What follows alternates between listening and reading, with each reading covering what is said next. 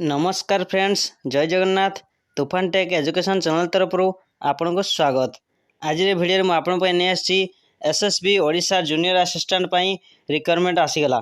देखंतु बिना पीजी रे आपण माने भी जॉब करि पारे एसएसबी तरफ जूनियर असिस्टेंट। जदि आपण माने +3 करिसेंती, जदि केवल ग्रेजुएशन अच्छी आपण माने एसएसबी तरफ जूनियर असिस्टेंट रे फॉर्म पके पारे।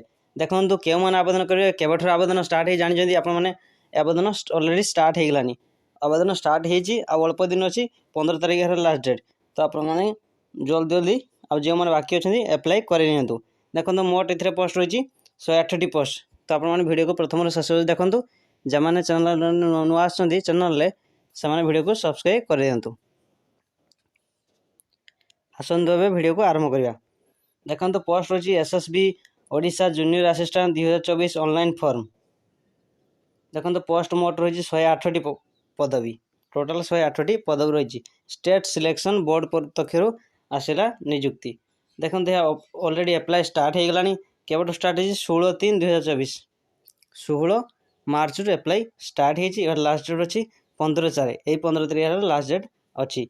तो आप अल्प दिन अच्छी 3-4 दिन। तो आप जल्दी जल्दी ऑनलाइन आवेदन कर दिंतु। देखो कही आगुरी SC ST 500 टका रही चालान एवं जनरल व अदर कैंडिडेट रही 1000 टका चालान।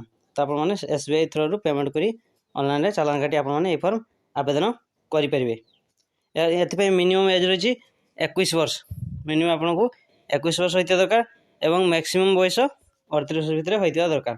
एवं यह क्वालिफिकेशन कौन है आप कैंडिडेट पास कर एनी डिग्री, जेकोसी डिग्री आपने पास कर केवल जो डिग्री पास कर +3 नुहे जेकोसी डिग्री एनी डिग्री जो पास कर जॉब एलिजिबल हो पारे। देखो पोस्ट कौन है junior assistant. Junior assistant post रही मोट पदवी रही 168 पदवी।